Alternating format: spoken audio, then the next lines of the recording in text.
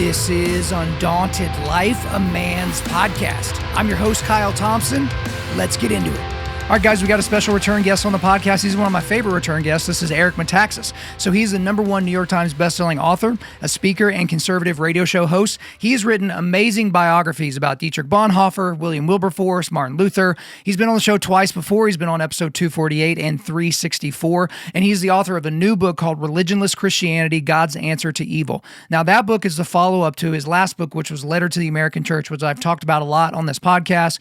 It goes even further into Dietrich Bonhoeffer and what was happening between the German church and the confessing church, and what would have happened if more people from the German church, more pastors specifically, had stood up. Essentially, there would have been no rise of the Nazi Party, no Third Reich, no World War II, no Holocaust, none of those things. But a lot of them stayed silent because they wanted to be known for what they were for, not what they were against. And so today on this podcast, we talk a little bit about a work that he's got coming up. So he doesn't ever get really asked about, hey, what's the next thing you're working on? So he gave a really interesting answer to that. So I thought that that was a lot of fun. But then we talk about why he would word it as we are in our third existential crisis as a country, okay? So there's the revolution, there's the Civil War, and then there's what we're currently experiencing. So I'll let him explain that. But then we talk about where this phrase, religionless Christianity, comes from and what Bonhoeffer was talking about whenever he used that phraseology.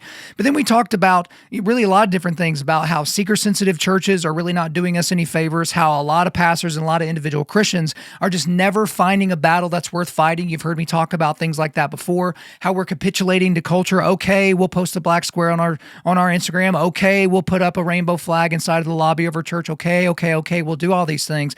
But then how all this kind of coalesces to where each one of us is going to have a boat burning moment at some point in our life. And Dietrich Bonhoeffer had one of those in July of 1939, and he gets into that as well. Guys, I always enjoy having him on the show, so I'm not going to keep him from you any longer. So without further ado, let's get into it. Now, Eric Metaxas, I would normally give you like the normal welcome back to the show kind of thing, but this is your third appearance on Undaunted.Life, a man's podcast. And I'm not sure if you're aware or not, but if you get 5 appearances in a row, you'll have a full punch card. That means you get your 6th one for free. So is that pretty exciting? Actually, that's very exciting. I wish I had known earlier. Well, the good thing about it is you seem to be releasing a new book every like 14 to 17 days. And so I think we'll have more opportunities for you to come out because you're so prolific. Can we just kind of keep that pace going? Yeah, absolutely. No, it's so funny because writing books is hard. I don't want to fool anybody. People say like, I got an idea for a book. Well, that's like saying I got an idea for chopping down a forest. Good luck. It's a lot. It's a lot. Yeah. But you know what?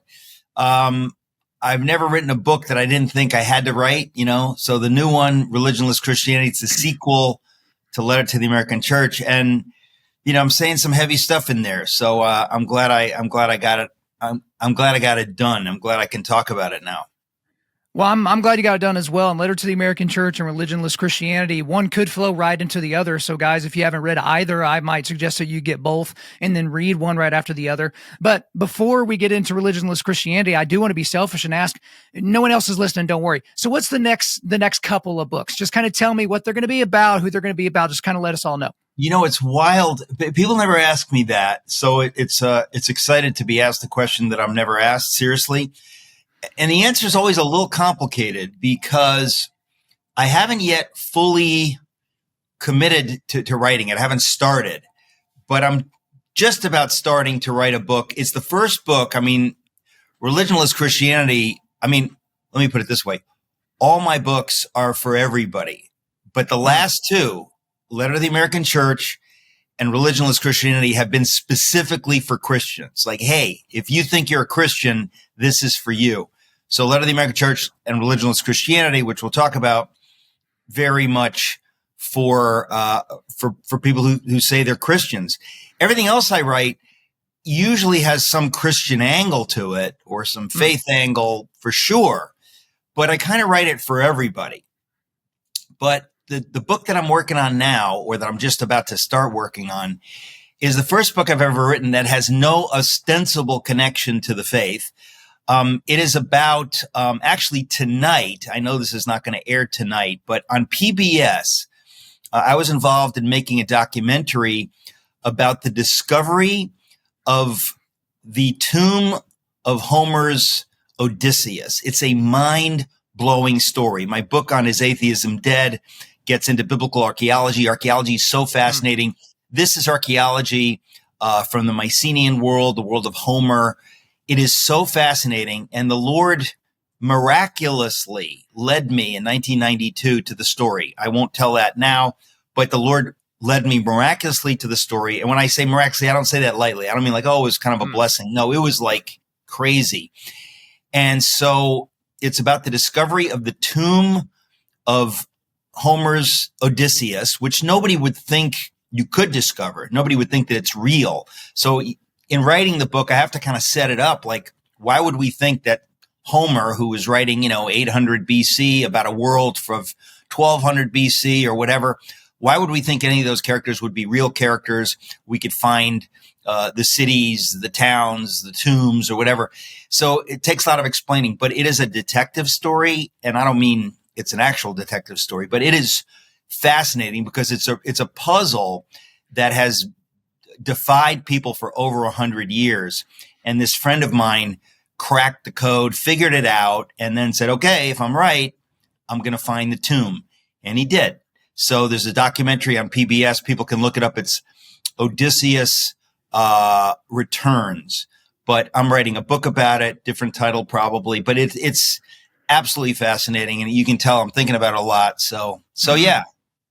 Well, that sounds pretty awesome, and I'm very excited to check that out. And in addition to that, I still like my idea for your next biography, which will be a mega bestseller because it's going to be on St. Nicholas. So you just need to keep that in the back of your brain. It needs to be St. Nicholas. You'll release it sometime right after Thanksgiving or right around Black Friday, because I mean that's the lowest hanging of low hanging fruit. It'll be your best big seller, Eric. Come on.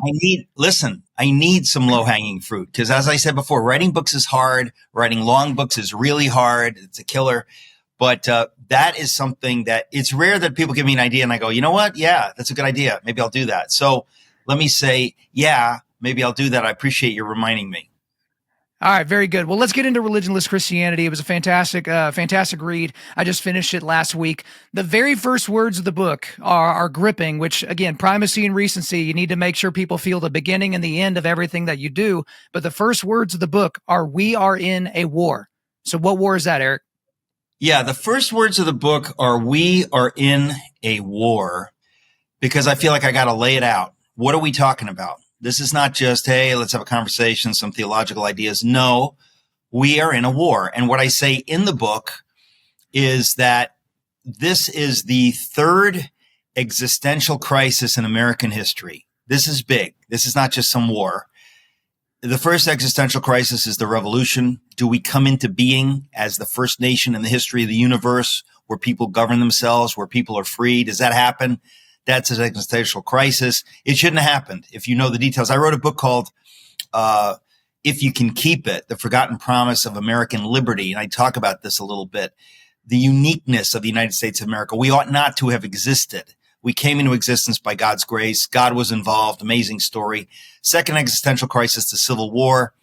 We are now in the third existential crisis. It is profoundly spiritual. The church is very involved in where we are right now. What the church does or doesn't do, that is what's going to make or break where we are now. And the time is short. It's not like we have 5 years. Like this is it, basically. We're in it right now. And so the name Religionless Christianity, that comes right from the mouth or pen of Dietrich Bonhoeffer, and you wrote his, your seminal work on his biography there. So what was Bonhoeffer getting at whenever he used that phraseology? Yeah, I have to explain that because it's the ugliest title ever, except it's Bonhoeffer's words and it sums up perfectly what I'm trying to communicate. So Religionless Christianity, basically, Letter to the American Church and the new book, Religionless Christianity, are reprising the story of Bonhoeffer and trying to remind the reader in America. It's like, hey, Christian, Bonhoeffer tried to warn the German church loudly, clearly, if you do not stand against the evil that we're seeing now, if you don't recognize it as evil and then stand against it and go to war with it on your knees and in every other way, we lose everything. As the church goes, so goes the nation. He said the church is the conscience of the state. The church in Germany mostly did not take it seriously. And what I say in these two books, Letter to the American Church and Religionless Christianity, is the American church is essentially going down the same path where you say, you know what, it's not that bad. It's not that serious. I don't know that I need to vote. I don't know that I need to get involved. Now, there are many in the holy remnant, serious Christians. They are fasting and praying, and they are in this war, and they know this is for all the marbles. We're going to lose the nation. We're going to lose any semblance of freedom, free speech, freedom of religion, everything that we've basically taken for granted for quite a while. We're going to lose it all. So Bonhoeffer saw that coming in Germany, tried to warn people. They didn't respond quickly, and they lost everything. The death camps, what happened, just a nightmare that none of us could even dream about. It happened. But at the end of his life, Bonhoeffer's in prison in 1944. It's all over. He knows he's probably going to go to his death, but Germany certainly has lost everything. And in a letter to his best friend, this is the title of the book, he basically says, how did we get here? What happened? And then he answers his own question. He says, what we had needed in Germany and what we didn't have was a religionless Christianity. In other words, not just religion, not just people going through the motions, going through the liturgy, going through doing church, but actually living out their faith 24/7. So not mere religion or religiosity or pietism, but actually living out our faith, going to war with the weapons that God has given us. And he says, if we had had that, like real true Christianity, not dead religion, we might have prevailed and probably would have prevailed. And what I say is that that's exactly where we are now. And what is dead religion? What does it look like? So in the book, I talk about religious idols, which are satanic. They're far worse than any other idol because they counterfeit faith. So you have a lot of Christians who say, well, I don't want to dirty my hands by getting involved in politics. It sounds so holy. And it's demonic because it's like saying, I don't want to get involved in politics and let slavery happen. Who cares? Well, God cares, and you're supposed to care. But there were a lot of pious Christians during slavery times. There were a lot of pious Christians all through the history of the church. There were a lot of pious religious people in Jesus's day whom he condemned dramatically. So dead religion apart from living out your faith genuinely is satanic. And in the book, as you've read, I spell out how it's actually satanic. It's not just like, oh, you get a B-, oh, you missed it. It's the devil working in the church, the devil working among religious people. It is true evil in that it masquerades as good. And that's exactly where we are. And so in the book, I try to spell out what does religionless Christianity look like? What does it look like to live out your faith? But then what does dead religion look like? What do these religious idols look like? Because there are a lot of people who they think they're doing what God wants, but they're actually worshiping religious idols. And I want to make that real clear. So that's why I wrote the book. Well, absolutely. It's piety that is masquerading or I guess hiding cowardice. That's basically what it is, because Bonhoeffer was very outspoken about not just having correct theology, but living it out. And you elucidate that in the book. But in your biography of Bonhoeffer, in Letter to the American Church and in Religionless Christianity, you go into detail about the separation that came between what was called the German church and the confessing church. And so, guys, you're just going to have to read it, especially in Letter to the American Church. You really get into the detail and make it very, very palatable for everyone. But give us just a sense of that separation and the chasm that was created between the German church and the confessing church during the rise of the Nazi Party. Yeah. And I just want to say to folks, like, this is important. This is not like some extra credit stuff. This is where we are now. If you want to know where we are now in the church in America and why, apart from God's grace, apart from a holy remnant rising up and getting others to rise up, we're doomed. You need to know what happened. And so the Bonhoeffer book is a big book, 600 pages. But in these two books, I explain in detail the parallels. And so, yes, in Germany, you had the Holy Remnant. Who was the Holy Remnant? Well, I say that there were 18,000 Lutheran pastors in the early 30s in Germany, about 3,000 by 1935. So 2 years into the Nazi reign, you had about 3,000 of the 18,000 willing to stand no matter what, willing to live out their faith. Just like there are people around the country right now that if you declare yourself as a Christian, you may be sent to prison, you may be tortured, you may be killed, that's the price that people throughout history have been willing to pay for their faith, because they knew the Lord and they knew that you can't outgive God, and whatever it is, but I'm going to stand with God. You had 3,000 of the 18,000 German pastors effectively standing firmly and strongly. But then at the other end of the spectrum, you had about 3,000. Today, we'd think of them as like the woke, LGBTQ flag waving churches that are just, who knows what they think. They're all in with the regime, whatever it is, whatever everybody tells me I should believe. I'm all in with that, and I kind of call it Christianity. But in the middle, in Germany, right? So you had 3,000 heroes, 3,000 totally pro-Nazi pseudo-Christians. But in the middle, you had 12,000 who said, you know what? We're not going to choose. We're just going to play the game, and we're going to preach the gospel. We're going to do church, but we're not going to get involved politically. So no, we're not going to, maybe wave the rainbow flag on Sunday morning, but we're not exactly going to, go to war with the regime that is trying to harm us. We're not going to be outspoken and maybe get threatened with being arrested by Gestapo, whatever. We're going to play it safe. We're just going to do church. And that's kind of where we are today, where you have a lot of people that are saying, well, in our church, we believe in all the right things. Well, but you're not sticking your neck out for the right things. Are you going to the school board? Are you telling people who they need to vote for? Or are you saying, well, listen, it doesn't really matter. We're just all about the kingdom and God's on his throne. That was the attitude of the German church in Bonhoeffer's time. And again, think about it. You will always have wicked people like David French, who has an article. He has a column in the New York Times. He claims to be a conservative Christian, and he just endorsed Kamala Harris and Tim Walz for president. In other words, it's a level of looniness. You don't know whether to laugh or cry. But you have people like that. You have people like Russell Moore, the head of Christianity Today. They are basically, they might as well be full on woke, but they're pretending to be faithful Christians, which is preposterous. It's really mocking God. But there are plenty of people that are not willing to stick their necks out in either direction. They're just saying, well, you know what? This will pass. The pendulum swings back and forth. Imagine somebody in Germany in 1934, 35 saying, you know what? Hey, how bad can it get? Well, I'm going to keep my head down. I'm going to stay out of trouble.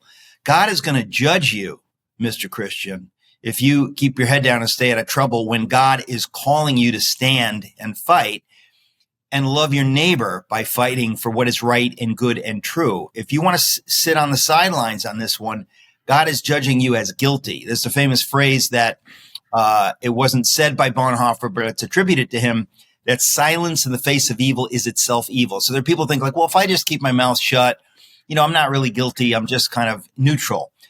If you're sitting on the fence, here's the bad news. The devil owns the fence. You're serving the devil's purposes. And we have many Christians in America now going to churches just like that. And they say, well, but I believe in the right stuff. Well, if you're not living it out, I think God says, no, you don't believe it.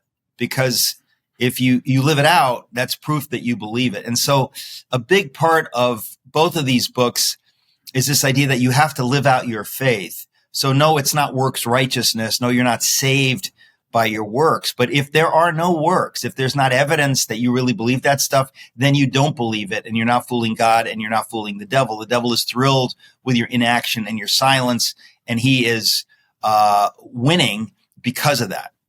Hey guys, real quick. Here recently, one of my family members was telling me about how they partnered with another family and they bought some beef from this local cattle producer. And when they got the beef, it was unbelievably terrible. And I can tell you this from experience because they made me some beef ribs from that animal and they were terrible. And they even gave me some steaks and some ground and it was basically inedible. I couldn't believe how bad it was. And they ended up finding out that the person killed an old bull or something like that, and just the meat was old and tough and awful. And that's just what happens when you don't have a quality cattle operation that you can trust to give you a quality beef product on the back end. And that's, guys, why I want to introduce you to the official beef delivery partner of Undaunted.Life, my friends at Primal Beef. So Primal Beef is a cattle operation owned and operated by Sean Glass. He's a retired Navy SEAL that has partnered with Jocko Willink to launch Primal Beef. So what makes Primal Beef different from some of these other cattle operations where you're going to end up getting bad beef? This operation is all American Black Angus cattle. The beef comes from one farm, and that's in Virginia's Shenandoah Valley. The beef is all natural, no hormones ever, no mRNA ever, no vaccines ever. And after slaughter, this is a big deal. The beef is dry aged, and then it's hand cut by artisan butchers and then flash frozen to ensure that it maintains tenderness, marbling, and flavor. And here's another great thing about it. For every box sold, Primal Beef donates meat directly to a member of America's Special Operations Forces through the C4 Foundation. So you can take pride knowing that your purchase will help to put literal food on the table for America's finest warriors. If you're not salivating yet, it's probably because you're a communist. Don't be a communist. Try Primal Beef out today by going to www.primalbeef.com. That's primalbeef.com. Use the promo code Kyle, that's my first name, to get 10% off of your order. The great thing about that promo code is you can stack that on other deals as well and get all this money off. Again, that's primalbeef.com, promo code Kyle, that's Kyle, to get 10% off your order. Well, Eric, neutrality is a myth. But a lot of people bought into the myth of neutrality. And you even talk about this in the book where you talk about people might ask themselves, why not keep some of my powder dry for tomorrow's battle? And a direct quote from the book is, but what if there is no battle tomorrow? What if this is the last battle? And I've used something similar to that for years now, to where it's like Christians and conservatives were all about, we'll get backed up and backed up and backed up. And hey, you don't want to see me when I'm angry. See, don't be pushing on me. See? And then one day the war will be over, and we'll realize that we've never picked up our helmet. We never picked up our shield. We never picked up our sword. We never got into the battle because there was no hill that was worth dying on. Babies being murdered in the womb, not a hill worth dying on. Kids having their healthy sexual organs chopped off their bodies. That's not a hill worth dying on. Hey, let's just be about the gospel. But they're hiding. But I think all of that really dovetails into what is my favorite quote of the entire book, because it really drives home this point. So indulge me as I read it here. Unfortunately, many do and have made peace with the devilish madness. Worse still, many churches are actually going further than mere silence by aiding and abetting these false ideologies and deconstructing what 10 minutes ago was the reality in which we all lived. Such churches have festooned their facilities with rainbow banners and BLM flags with the same alacrity and fear that many churches in the 1930s hung swastika flags, seeming to have no real idea what these things could mean, but only wishing to keep the angry hordes from targeting them, as though this were a genuine Christian effort at peacemaking rather than a capitulation to evil that it is. Now, I want to really tie this in very specifically, because there are the churches they are churches in name only. They're so far away from any type of a biblical ethic as to just be like, it's just ridiculous to even comment on them. I'm talking about the churches that have well-meaning pastors, right? So for these ideas to take hold, you need conscious, nefarious actors, and you need useful idiots. I want you to talk about the useful idiots, the go along to get along pastors, the I want to be known for what I'm for, not what I'm against pastors. And hey, let's just use pronouns that people say. Let's just have pronoun hospitality. Hey, let's just put a flag up in the lobby. It's no big deal. What is your message to those pastors that are able to be swayed? And we see that in the evidence that they've been swayed to even capitulate this much. Well, first of all, I wrote both books I hope to reach some of those folks, to say, please, brothers and sisters, please take this seriously, that where you are standing and what you are doing is aiding and abetting evil. And this idea that you can be neutral, this idea that it's nice to be neutral, that it's biblical to be nice. No. David went to war with Goliath and cut off his head. There is a time when we're called to fight. Now, I'm not talking about swords and guns, but speaking out, saying things that some people don't want to hear, there's a time for that. So the scripture says, and I quote this in Religionless Christianity, I say that, the scripture says, be at peace with all men where possible. It doesn't say be at peace with all men always, because there's a time where that's not possible. So you have to have discernment from the Holy Spirit to say, right now, God is calling me to stand up for those kids that are being subjected to pornography in their school libraries in the name of free speech. What a joke, right? We're not banning the books, but how about banning them for 10-year-olds? That's not banning, that's wisdom, right? So there's all kinds of sophistry out there, and a lot of people are confused. A lot of Christians are confused. And I'm here to say to those Christians, really right now, this is the time to stand and fight. And if you're not doing that, whatever excuses you have, they're not God's excuses. You fooled yourself. And I think that is a spirit that has come into the church over time, that we can be nice. It's nice to be nice when you can be nice, but there's a time when you can't be nice. And if you're being nice when you can't be nice, you're not serving God's purposes. You have to speak out. And there's so many things when churches shut down during COVID. How many of those pastors have repented, have understood, you know what? I got it wrong. I meant well, but I got it wrong. And if it happens again, I'm not shutting down. How many of them would risk being arrested? There are people all around the world today risking their lives, risking being arrested for their faith. American Christians have acted like, well, that's not going to happen here. We're just, we've kind of figured it out. We're going to be nice. We don't need to, and we want to be a good witness. Well, I'm here to tell you it's exactly the opposite, that you're not being a good witness. There are people in America today hungry for truth. They've never been hungrier for truth. They've never been hungrier for leaders to show them what is right and good and true. And if they see that, you know what? They're going to be attracted to that kind of Christian faith. They're not attracted to the, namby-pamby religiosity that why don't they go to those churches? Because it's irrelevant. Those places are irrelevant to their lives. And how much of Christian faith is irrelevant to most people's lives? It's just a nice churchy thing. The church is supposed to be, God's presence on earth in his people. And when you see that, most people, especially during difficult times like now, they're attracted to it. They say, you know what? My kid at school, he's getting all this garbage. Is anybody standing up against that? I don't even know what's right or wrong. And then you hear somebody willing to stick their neck out and you go, thank you. Thank you. I'm with you. And I think we're seeing this a lot with people like whether it's Joe Rogan or, you're finding people that are just reality based and they're going, you know what? Something's wrong. Is there anybody out there who knows, is there such a thing as what's right? Because I think there is, but I'm not a religious person, but they're attracted to the faith. They're coming around. So you're getting a lot of people, whether it's Tucker Carlson or Elon Musk, they're beginning to see things, Jordan Peterson, in good and evil in a way that they would not have 10 or 20 years ago. But right now you're seeing raw evil. You're seeing children's lives being destroyed through the transgender satanic madness. And the idea that Christians would not stand up against this, that's the horror. Because it's one thing for a pagan to say, I'm confused, I don't understand. Christians, we're supposed to know better. We're supposed to stand against that. We're supposed to stand against voter fraud. We're supposed to stand against lying and corruption.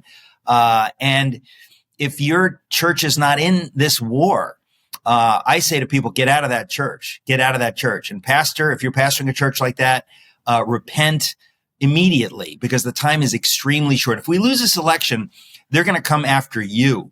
That's what happened in Germany. The moment the Nazis had enough power, they came after the churches, even the ones that had been quiet. They're like, well, you're not quiet enough. We want you to say Heil Hitler louder. That is what is happening in America. It's already happening. I just read a couple days ago, somebody's in the National Guard and they were relieved of duty because on their own time, private time, not while they're serving in the National Guard, they espoused a biblical view of sexuality. And so it's like, okay, you're out. This is what is happening. And so if Kamala Harris and Tim Walz get in, it's game over for happy Christianity in America. They're coming for you. They don't like your views and your values.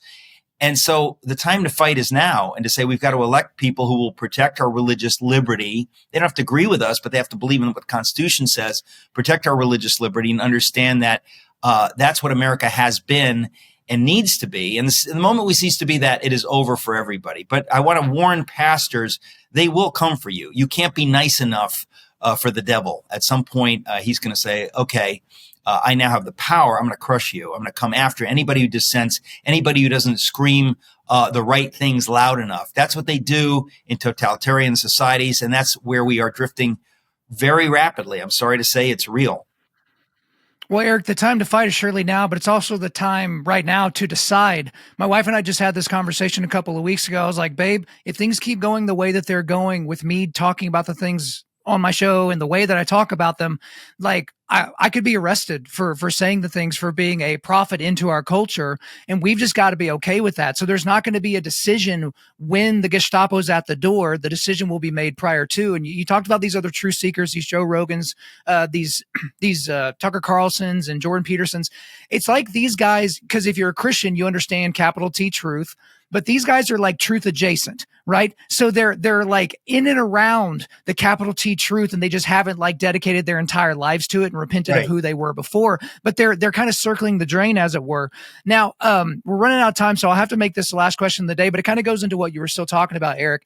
In the book, you talked about these seeker-sensitive churches, the seeker-sensitive movement, and you talked about kind of this chronological snobbery of modern churches where we're not reinventing the Christian faith. We're just getting rid of the old modalities that clearly don't work in a modern culture.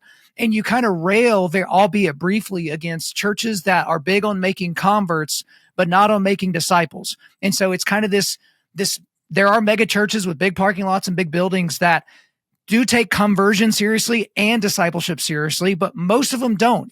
We want to whip you up into an emotionalized frenzy. We want to get you to raise your hand so that we can count you in our annual report without any regard for whether or not you're performing headship over your household, catechizing your children, have a prayer life, you're in the word every day, any of those types of things. So talk to me a little bit more about that and how that has really kind of led to some of the issues that we're seeing right now. Well, I want to be clear in the new book, Religionless Christianity. I don't know if I say it exactly, but the point of the book is to say that what we have seen as the church is really not the church.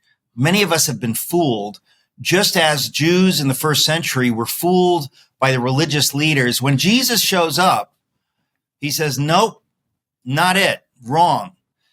You are of your father, the devil." What would make us think that they could get it so wrong, but that the church in America could not get it that wrong? A lot of people say, "Oh, they were Jewish. They rejected Jesus." Well, I'm here to tell you, not exactly. They rejected God. They rejected the God of the Bible, and Jesus, God in human form, knew that, and he condemned them. You have just as many pastors today rejecting the God of the Bible. They wouldn't say it. They wouldn't even acknowledge it to themselves. But effectively speaking, that's what they're doing. Their model of the church is not God's model, and God will judge them for that. In other words, if you're not making disciples, if you're playing the game, the church game, where, you know what, we just want people in our pews and they'll get it eventually. If you're playing that game, if you're not discerning the time in which you live, it's no different than the Jewish leaders who did not discern that Jesus is the Messiah. You know, you're not going to be graded on a curve. You got it wrong. And by the way, you tried to murder him. That spirit is in the American church today. Now, think of the nightmare of what I'm saying, that you have churches that are in bed with the devil. They don't know it. Does anybody here think that the religious leaders in Jesus' day thought they were in bed with the devil? That they were railing against God Almighty? No. They were so full of religious pride, they were sure that they were standing up for God, but they were working for the devil. They murdered God when he shows up in human form. That's a religious spirit. That is in the church today. And there are many people going to quote unquote nice churches where everything seems nice and they've got a great children's program and they're, ostensibly preaching the right things, but they're not living it out. And if you're alive at a time when that's what the Lord is asking you to do, you're guilty. Luther, I wrote a biography on Martin Luther. I don't think I quote this in my Luther biography, but at one point he says something like, if you are not fighting on that issue that God is calling you to fight on, you're judged as guilty, because the Lord doesn't say it's exactly like, if you tell your kid, I need you to wash the car on Saturday, he doesn't do it, but he says, but I took out the trash. Okay. So you didn't do what I asked you to do. That's really the issue, isn't it? You're trying to play a game with me. That's what a lot of Christians do. It's like God is saying, I need you to talk about this. We'll say, well, I'll talk about that other stuff. Okay. No, it's not okay. God is saying, I need you to have wisdom and discernment now. These are the issues now. And so you want to do your nice church and think everything will blow over and you'll be fine. But I'm here to say, no, the Lord wants us all in. And it's no different than in Bonhoeffer's day. Many, many, many pastors, ostensibly good men, when the trial came, they blew it. When the trial came, they said, you know what? I'm not going to go there. I'm not going to stick my neck out. I'm not going to risk getting arrested, losing my livelihood. No, I'm not going to risk that. Well, the Lord was calling them to risk that, because the Lord calls you to risk something. You can't outgive God. If you trust God with your career and your life and your money and everything, you can trust him with it. But a lot of people aren't so sure. They're confused, and so they're playing it safe. That's basically where we are today. We're living in an environment where people are thinking, well, I don't need to be the one to stick my neck out. Let someone else do that. Let somebody else take the heat. I want to be real clear that it is participation with the demonic. It's not just like, well, you get a B-. No, this is the time that God is calling us to have that discernment. And I guess I have faith that maybe just enough will have that kind of discernment, because things are bad and maybe getting worse, and maybe people are waking up. I mean, when you have somebody like RFK Jr. say, I'm in with Trump, trust me when I tell you, that kind of faith, think about this. You say, he's speaking up for the truth. I'm going to stick my neck out. I'm going to lose friends. My family's going to condemn me, but I believe these things are right.